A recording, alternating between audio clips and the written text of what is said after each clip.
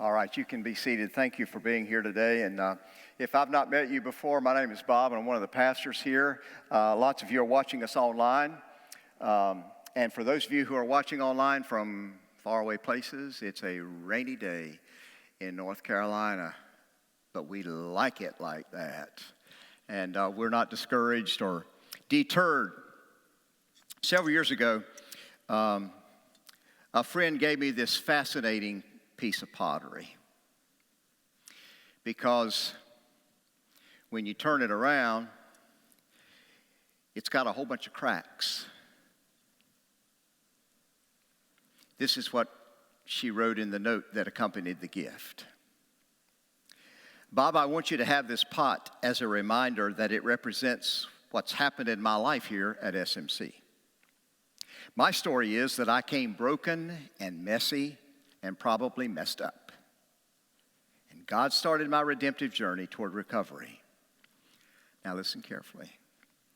And he left the cracks to remind me where I came from, and to tell me that his life is able to shine only through my cracks and imperfections. That's cool. What's cool about it is we're all just a bunch of crackpots. We just need to get used to it. Now, I'm pretty sure that if we put this to a survey, and if I said, so what do you believe is the most popular or the favorite sandwich-style cookie? Probably our survey, hands down, the most popular sandwich cookie of all times would be what? That's exactly right, the Oreo cookie. First introduced in March of 1912. This is a famous cookie. This thing's been around a long time. Just two simple chocolate wafers with some cream filling. And now here we are 108 years later. Currently, there are 25 different flavors of Oreos, but they're always in the research and development. And if you're curious, in 2021, the new flavor that they're going to introduce in a few months is chocolate hazelnut. So if that works for you, then go for it.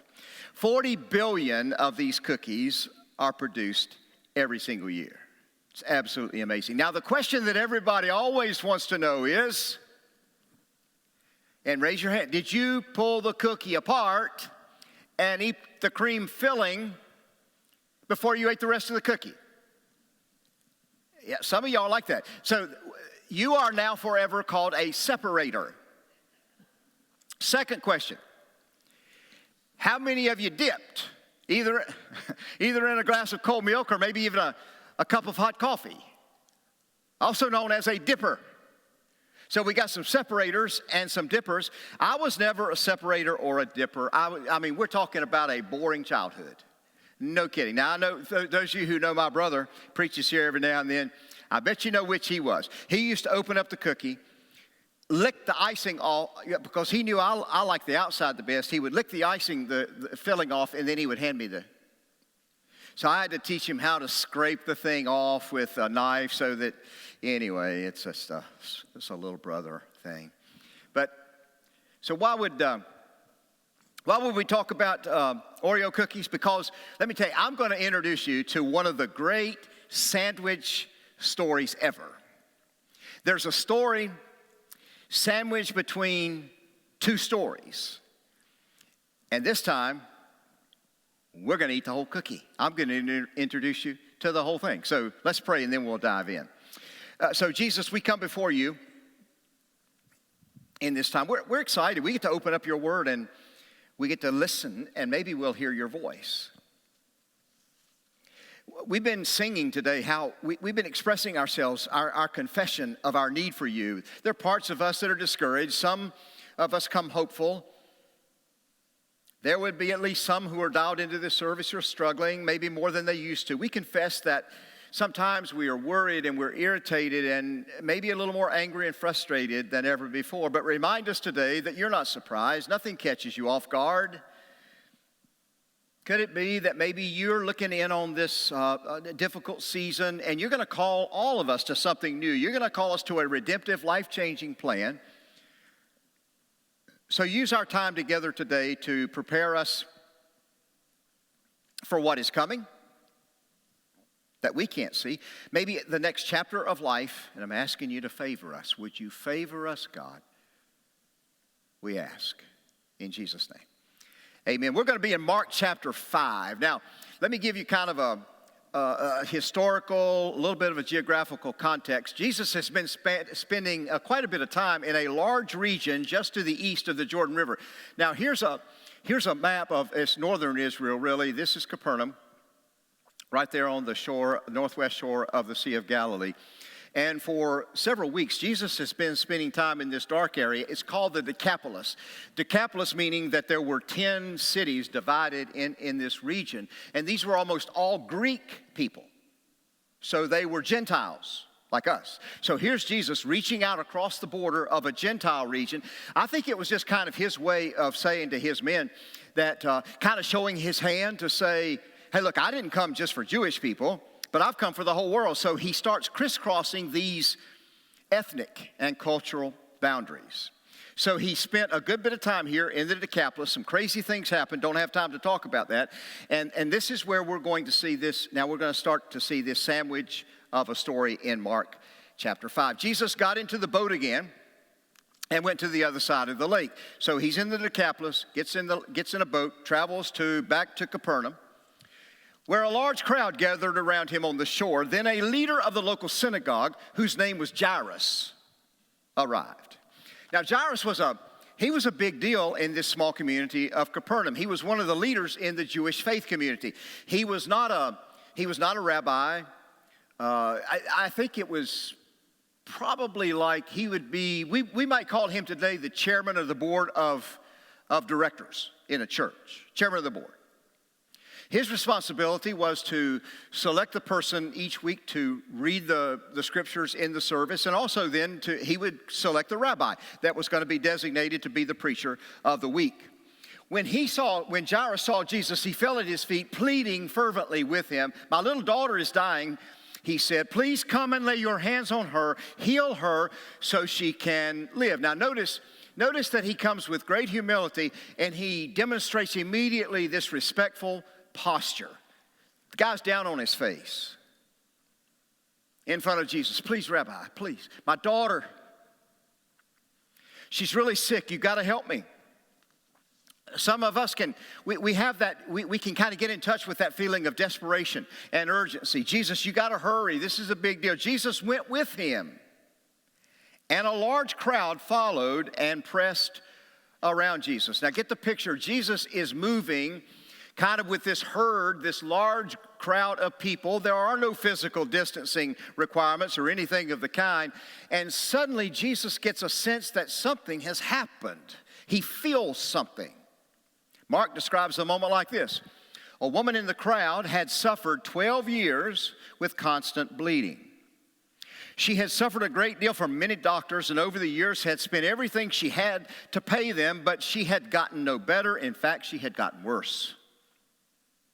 She had heard about Jesus, so she came up behind him through the crowd and touched his robe, for she thought to herself, if I can just touch his robe, I will be healed. Now notice the difference between Jairus, who boldly walks up to Jesus with a frantic request, and then there is this unnamed woman. She's been in this hopeless physical condition for 12 years because of some kind of chronic medical situation that has marginalized her and also created a life of poverty. She's desperate, destitute, indigent, bankrupt because she spent pretty much everything she has on her health care. Now, because of this health crisis, this woman has also been banished and barred from the synagogue. She can't go to the church. Physical contact with people has been eliminated. She never gets invited to come over to someone's house for dinner. If she was married, and we don't know, she would have been quarantined from her husband. Maybe you remember the sermon a couple weeks ago. We talked about the man with leprosy, and we talked about how he was banished from the community. This woman was kind of like she was sort of had a case of emotional leprosy. So here's Jairus. He's at the very top of the social economic pyramid, and here's a woman that has no name, and she's at the very bottom of that same pyramid, and she's drowning inner poverty, hopeless, physical suffering for 12 years, smothering in desperation, thinking that maybe she can sneak a miracle. Maybe she can sneak up and grab some magic power from this popular rabbi, and it says, look at the word, immediately. Immediately, the bleeding stopped. At that moment, Jesus felt power had gone out of him. He turned around in the crowd and asked, who touched my clothes? Who touched me? The disciples are thinking, you're kidding, Jesus. Come on, I mean, who hasn't touched you? These people are crowded around you. But not so fast. Because here enters this woman. We don't know her name, but she is the second character. Her story is sandwiched in between. Perhaps she would be selected as the best actress in a supporting role in this whole narrative. Remember that Jalrus, he has earned his way to a prestigious status in the community. He has an influential position of leadership in the faith community. And here's an anonymous woman in the middle of a crowd. Matthew, Mark, and Luke, all three tell this story, and none of them give her a name. She's a no-name, desperate woman in the crowd. We may say she's one of those people. Do you know who I'm talking about? Those people. Chronic, incurable, outsider, outcast, unclean, isolated, suffering, all alone, recluse, bankrupt, marginalized, castaway, unclean, unfit, untouchable. She's one of those people. Remember what I told you a couple of weeks ago, that our understanding of how bacterial and viral contagious diseases work is a relatively new science. It's only been around for, 150, 160 years. Louis Pasteur made some famous discoveries in the 1860s. And he's the one that came up with this germ theory. He kind of figured out how germs work. But before then, there were mostly just a bunch of superstitions about what caused people to be sick and how that sickness got transmitted to other people. So in this small community of Capernaum, people talk. Did you know that? About small towns. I grew up in Lexington, North Carolina. It was a small town. People talked. Can you believe that? I've even heard of, now I don't think we have any gossipy type people here that attend SMC, but I've heard of some churches like that. I've heard of some churches that are littered with people, finger pointing. They whisper about those people. I'm sure this woman understood it. She was those people. So are we. We're about to find that out. Some of us are one paycheck, one divorce, one drug-addicted kid, one desperate health diagnosis, one serious illness, one drinking binge, a one-night stand with unprotected sex, one affair away from becoming those people. Now, we can't read her mind in this moment, but for some reason, she has come to believe that maybe Jesus has some power that will leak out onto her if she can just reach out and touch his clothes. So he stops and says, who touched me? Come on, Jesus. What about the little girl? The little girl's sick. We don't have time playing this who touched me game. This is awkward at best. But Jesus ignores his guys. He says, I'm serious. I want to know. Which one of you touched me? Come on, Jesus, let it go, man. It's clear, though, that Jesus was not just, he did not find it important just to deliver therapeutic power, but he wanted to have some personal contact with whomever it was who touched him. So Mark says, Jesus kept looking around to see who had done it. Come on, this is awkward. But nobody in the crowd was any more upset than this woman. She's been caught. So she comes out of the crowd and she assumes a posture very much like Jalrus. She falls down at the feet of Jesus and Jesus says to her, daughter, your faith has made you well. Go in peace. Your suffering is over. Notice that soft, tender family expression, daughter. Did you know that that's the only time that Jesus is ever on record speaking to a woman and calling her daughter? Your faith has saved you, he said. Go in peace and be free of your suffering. Now, here was a woman. She wanted an anonymous moment of hope and recovery. Her plan was very simple. I will sliver through the crowd, I will reach and touch, and then I'm going to disappear. But Jesus wants everybody there to know something about this woman's faith. These are powerful words when he said, your suffering is over. 12 years. So Jesus pauses to have a conversation with this social and religious outcast. She was those people. She was a woman considered in her community and in her church to be untouchable, a throwaway, discarded, and desperate. Those people, you know the people I'm talking about, until Jesus removes her lonely, detached, disconnected life and calls her daughter. Now, I know what some of you are thinking right now because I'm thinking the same thing. The little girl, Jesus, what about the little girl? What about this frightening dad? Let me help you think about that. If you've ever had to spend much time in the emergency department of a hospital, then you quickly become familiar with a word that's used frequently. It's called triage.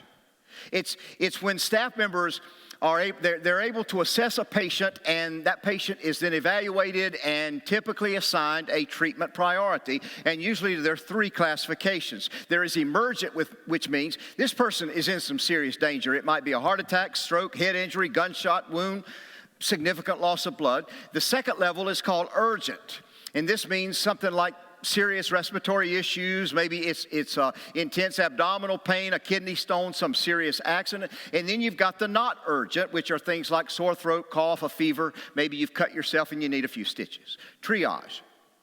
It's all about assessment. Now, you already know this, but if a patient comes into the ER who's already coded twice and had to have their heart shocked to get back into rhythm and back into sync, and then there's another patient who has a difficult outbreak of poison ivy, it's a no-brainer. Who's going to get the attention first? Can you feel this tension in this sandwich story? Come on, Jesus, the clock is ticking, man. The clock is ticking. We've already wasted time. This woman has been sick for 12 long years. Now, notice that she's been sick for 12 years. The little girl's 12 years old. She's been suffering as long as this kid has been alive. Jesus, can you just bring her along? She can come with us, but her situation is not an emergency, not an urgent issue. And then the worst news of all, while Jesus was still speaking to her, messengers arrived from the home of Jalrus. They told him, your daughter is dead. There is no use troubling the teacher now. It's too late. Can you feel this moment that's now turned from panic into grief? Walk in this man's shoes for a moment. Have you ever had a time, have any of you who are parents or grandparents, have you ever had a time when you would gladly trade places with one of your kids or a grandchild? When our daughter was pregnant with our first grandson, just slightly more than halfway through the pregnancy, it was determined that this little guy it was a strange, extremely rare malfunction that happened in his kidneys. Duke Medical Center sees 6 of these a year, so that kind of gives you an idea of how rare. Now, the medical experts at Duke, they said that the only thing that's going to help this little guy is a miracle. Now, let me tell you something. When Duke Medical Center says you need a miracle, that can't be good. Now, Susan and I happened to be visiting Mackenzie at Duke on the afternoon when the doctor came in and kind of had the final analysis and assessment. The studies indicate this doctor, she said, our studies are complete, and it indicates that this little boy's chances of survival are pretty much impossible. After the doctor stepped out of the room, Mackenzie started just patting her big belly, and the tears started running down her cheeks, and she said, "I'm so sorry, little man. I tried the best I could. I didn't want to be there in that moment. But Dad doesn't want to be there. It's like, God, let me trade places with her." Jalrus, you got to know, he would have traded places with his 12-year-old daughter, just like that. So what if this delay with this unnamed woman has cost this little girl her life? Now she has no future. And here's this dad whose heart has just been shattered into 1,000 pieces. Now when Jesus overhears what these people have said to Jalrus, hey, there's no need to bother the teacher any longer. It's too late. What does Jesus say? But. How many times have you heard me say it from this stage? When Jesus butts in, you better pay attention. But Jesus overheard them and said to Jalrus, "Don't be afraid. Just have faith." Hey, do you ever wonder about God's timing? It's the one thing that I believe I'd ask him if I had a chance. If God said, "Bob, you get one question. Whatever your question, I'll answer."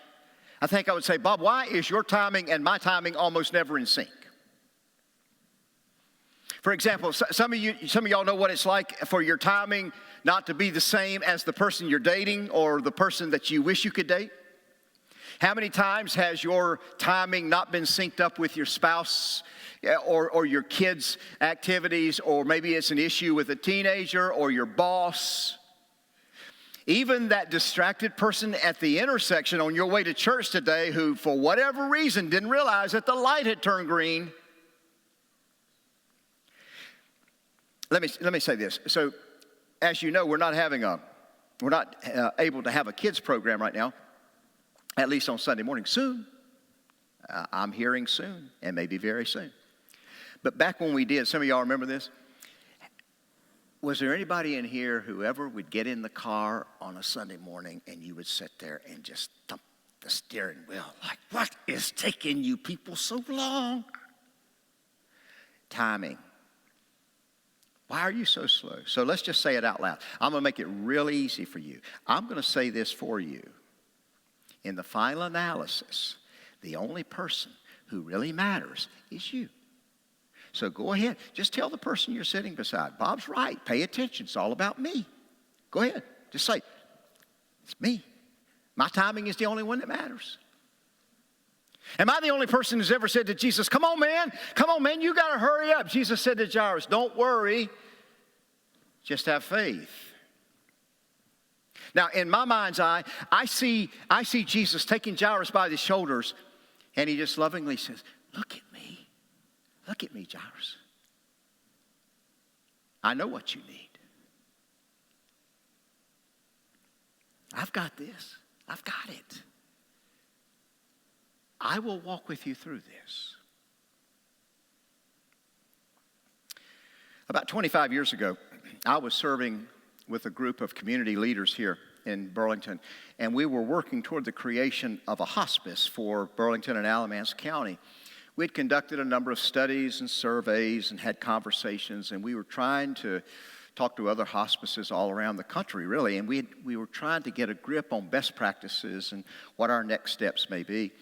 One of the initiatives that we decided upon was, we said, let's start gathering groups of people who have had life experience where they were especially in need of hospice care. So we did that. And one of those gatherings was with a group of parents, all of whom had lost children. Now, the conversation that night, we had healthcare providers, we had a couple of doctors, nurses, counselors, therapists. I was there representing the faith community along with our local Catholic priest.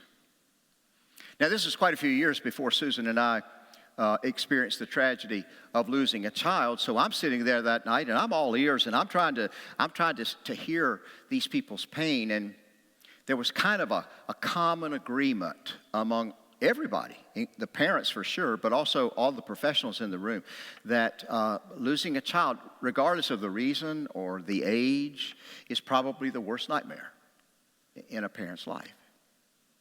Well, one of the parents in the group that night whose heart was still raw, she said, I want to know how you folks feel about miracles. She said, do miracles, do they still happen? Do some people still receive miracles? Are there reasons for people to hope for a miracle? So there was a discussion, and the consensus among this group was that there are some inexplicable, some unexplainable moments in modern medicine, but kind of everybody in the group agreed that God is no longer in the business of performing miracles in our 20th century world. So I was the only professional on the panel who said that I believed that it is appropriate to hope and pray for supernatural intervention. The only person in the room that night who jumped over on my side was a single mother. She was Jewish, so we didn't share deep faith background. She had recently lost her 11-year-old daughter to a very rare blood disorder. The medical professionals were of one voice, and they said, well, we've got to be very careful about talking about miracles because we don't want parents of sick and disabled kids to get their hopes up and then their hopes get dashed. I knew where they were coming from. I get that. One of the nurses said, hey, look, when a child's life is on the line, we don't want for somebody telling those parents, if you just believe the right things, say the right words, pray the right prayers, and maybe give money to the right organizations, then you'll get your miracle. I totally agree with that. So I listened to this conversation go for a while, and I finally said, well, I just want you all to understand that before we come to some conclusion about miracles, let's understand that there is good theology and bad theology, and sometimes there is a reliable interpretation of the Scriptures, and sometimes there's some distorted. I mean, some people get it wrong. And I admitted that I don't want to give anybody false expectations or unrealistic hope, especially parents who have a sick or a dying child. However, I did tell the group, I said, I'm just going to speak for me. I'm not going to speak for anybody else in the room tonight, but I don't do very well trying to live without hope. Friends, there is no magic formula about finding hope in a tough situation. But I do remind people often that someday when it's all said and done, God gets the last word. And in the meantime, and we don't even know where we are in this in-between time. We don't know when that last word is going to come. But Jesus is totally able to walk with us, as he said to Jalrus, walk with you through whatever life gives you. They told Jalrus, your daughter is dead. There is no use to troubling the teacher now. Now there's nothing left to do but plan a funeral service for a little 12-year-old, and what happens next deserves a word of explanation. In this first century Jewish culture, there was actually, they would sometimes hire professional grievers, people who could express, in a professional way, they would express grief, mourning. It still happens in some cultures around the world today. Can I show you what it sounds like? This is a professional griever. Listen.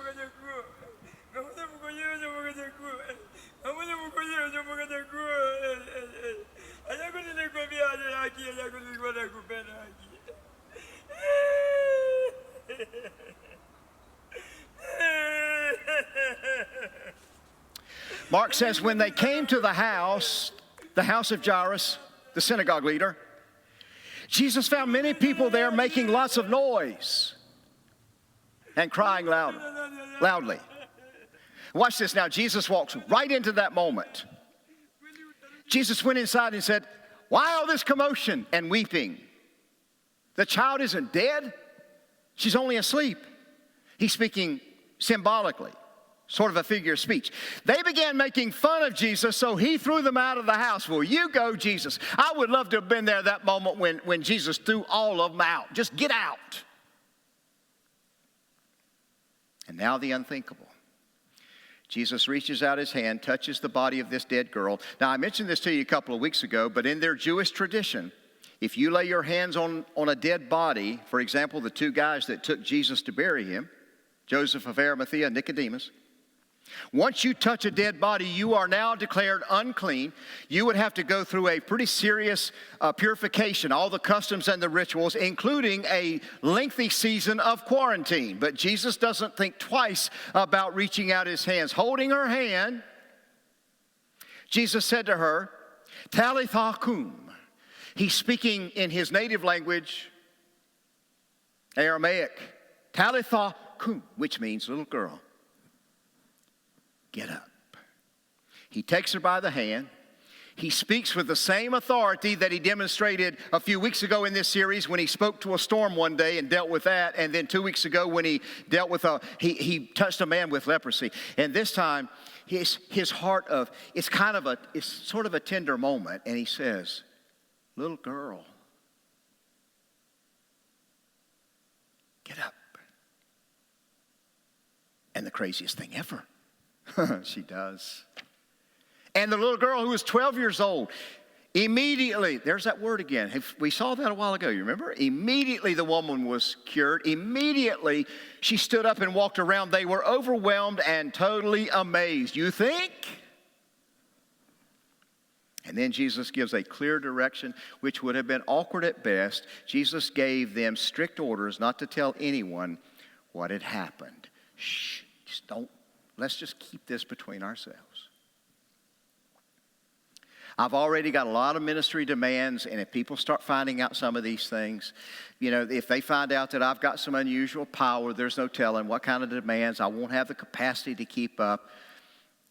Any of those things you see could have slowed down his ministry traction or momentum, and maybe even got ahead of the mission for which he was here.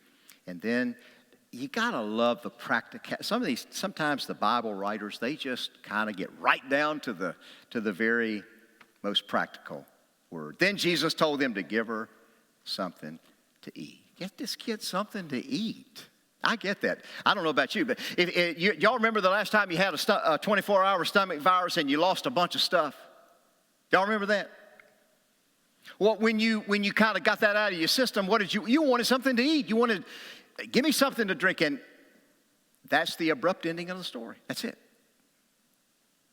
So you got Jalrus, his daughter, and this woman in between, this sandwich story. You got a frightened, broken-hearted father, a desperate woman, a very sick, soon-to-be teenager, and the love of God in living color. And now we have finished the entire Oreo. We've eaten the whole thing. What's the message? What do these two amazing stories have to do with you and me? Every time when I talk about healing miracles, I get the same response. Same question surfaces. Somebody's probably already sent me a note. So why is my miracle not coming? Why am I not getting my miracle? Bob, man, we need a miraculous intervention of God. What about, if God cares for broken and helpless and fragile and hopeless people, where's my answer? And I always answer the same. I don't know. What I do know is I have begged God for things that didn't work out. Like our grandson. You have too. If Murray would have lived, he would have been 12 this past Thursday, October the 8th. It was just a little miracle, Phil. I mean, he was 6 pounds when he was born, and I wondered, how small are a 6-pounder's kidneys? God, you do kidneys?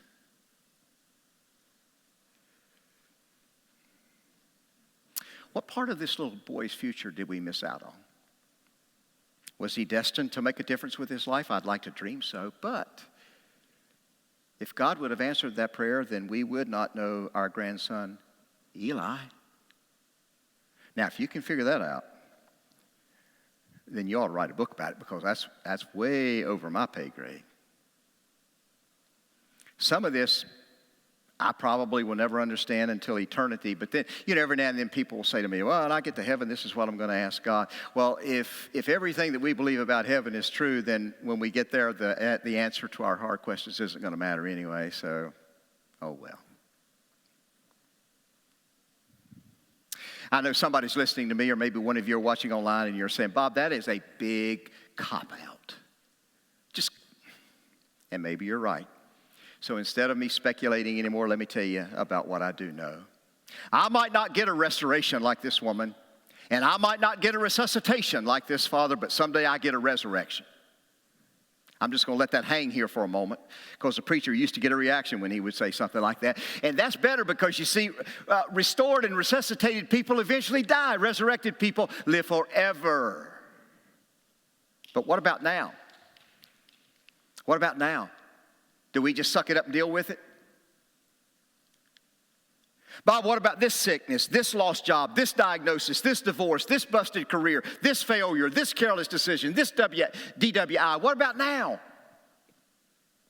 Honestly, I don't know. There's some people in our church, and I don't know how they get out of bed every morning and hold their head up high, but I do know this. I'm learning about life, and some of you are teaching me.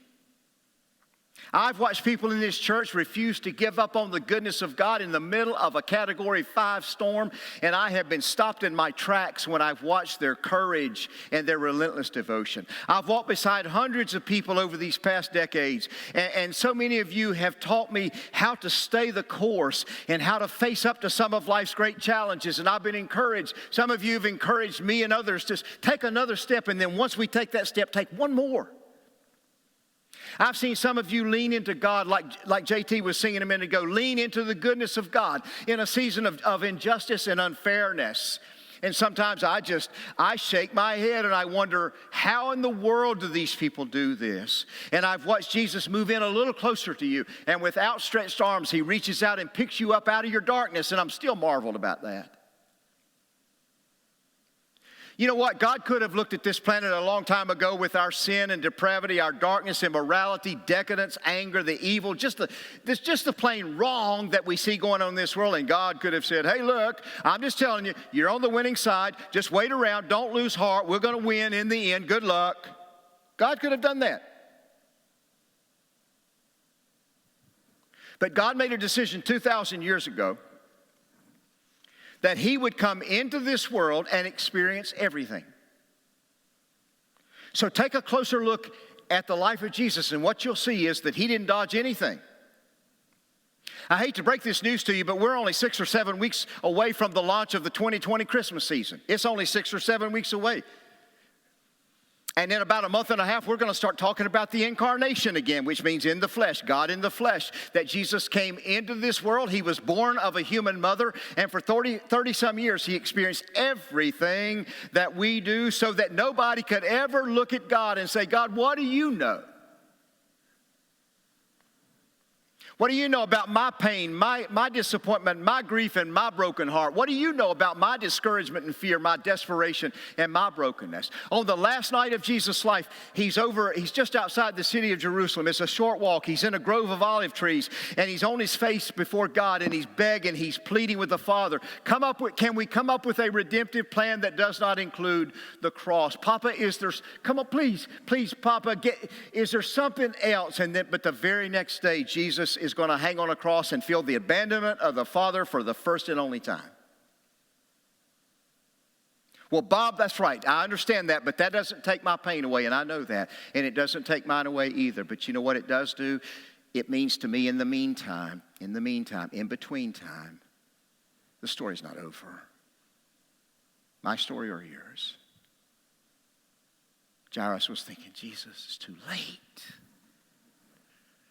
And Jesus said, I'll walk with you. Trust me. I'll walk with you.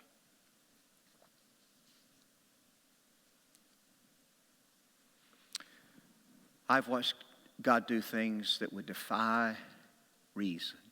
I've seen God restore some marriages that were hanging by a thread. And I thought, no hope, no chance. I've seen God rebuild careers that were a bust.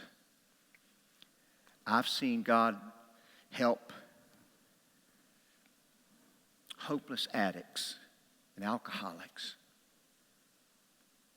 who were living in hell to get over that hump. I've seen God hunker with a family because there's a wayward prodigal child, and maybe eventually reach that kid and raise that kid to his or her senses. Now, sometimes we can't remove the speed bumps, and we sometimes can't help our kids from banging up against the guardrails, but I've seen him do it a lot. Let me illustrate. Have you ever heard of the Symphony for a Broken Orchestra? It's a great story. 2017. In an effort to raise the awareness, there's a particular school district outside of Philadelphia that was, and there's a lot of poverty there, but there was a need to raise the awareness of music appreciation. So a Grammy Award-winning composer wrote a special symphony, and it's designed to be played on instruments that are all broken. Some are patched up with duct tape or glue sticks. No kidding. 400 volunteers showed up to have a part in this orchestra. Students and amateurs and even a few professionals showed up for the first rehearsal. The youngest kid was 8. The oldest person was 82. The first performance was December the 4th, 2017. There were hundreds of people who came to this concert, and they were sitting, well, you'll see. They were just onlookers. Some were entrepreneurs. Some were perhaps on the verge of saying, hey, I can help this school district. I've got some resources. Watch this. Take a look.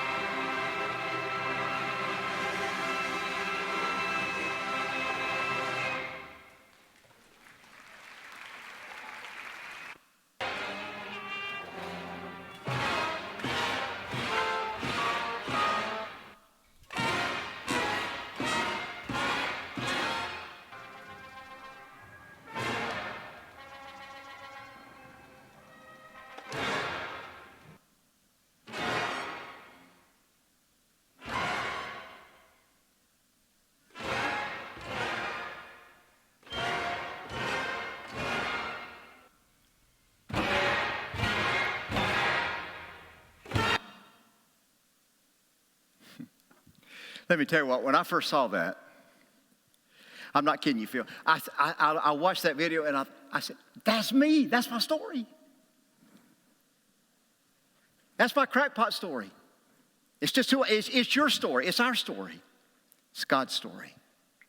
This has been God's MO since the earliest days of our story. It's God just reaching his arms around a bunch of crackpots and asking us to do his bidding. Now you think about it. God trusted Abraham, Joseph, Daniel, Job, Moses, David, Isaiah, Ruth, Jonah, Paul, Mary, Peter, John, and so many more. Carry my vision to the whole world. And they all had major battles and limits in their life. They were all just a bunch of broken people. Phil and I were talking before the early service this morning, and we said, God in the history of the world has never used anybody with the exception of Jesus. Every person God has ever chosen is a crackpot,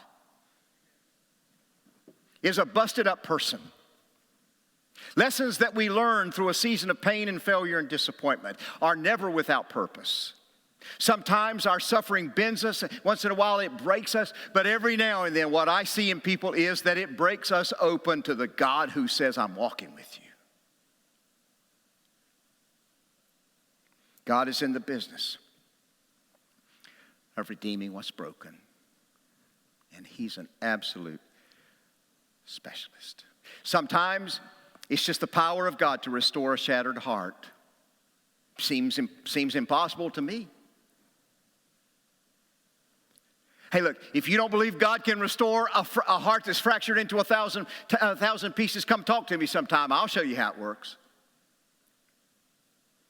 Loneliness and all of its ugliness has kind of overcome us in this coronavirus. I get that. People quarantined, and some of you dread every day, and some of you may be watching online. You just hate it when the darkness comes every night.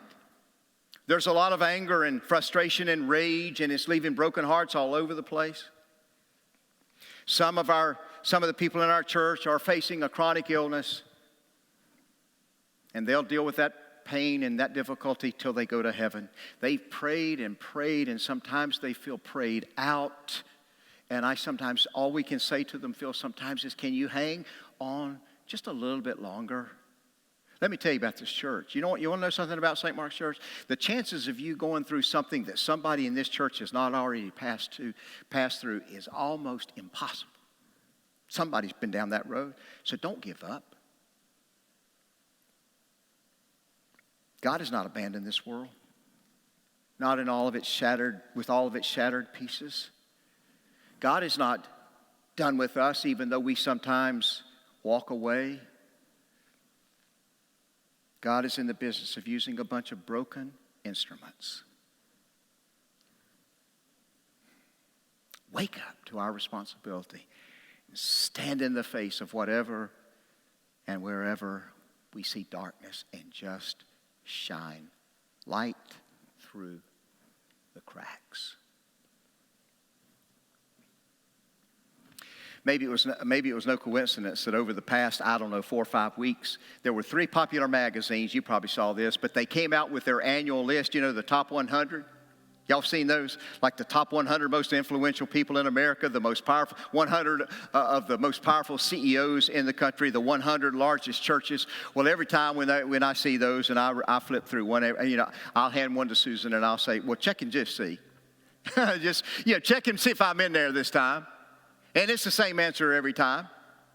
No, you didn't make it again, Bob. So the other week I handed her a magazine and I said, just the 100 fastest growing churches or something. And I said, check in there, Susan. And she looked at me and quoted Philippians 2:7, where she said, Jesus made himself nothing. Come on, Bob. He made himself nothing. He didn't make the list either. Touche. But can I tell you about another list that is important? When a man named Bill Wilson came to the end of himself and at the bottom of a bottle of whiskey in 1935, he founded Alcoholics Anonymous. It's a movement which has transformed and saved the lives of millions of people, including some of you. In 1941, Same year, both Stacy Woods and Jim Rayburn started to feel a restlessness inside of them to reach high school and college students for Jesus. So Stacy started InterVarsity Christian Fellowship. His intention was to reach a whole generation of college students, and Jim to reach high school students through an organization called Young Life.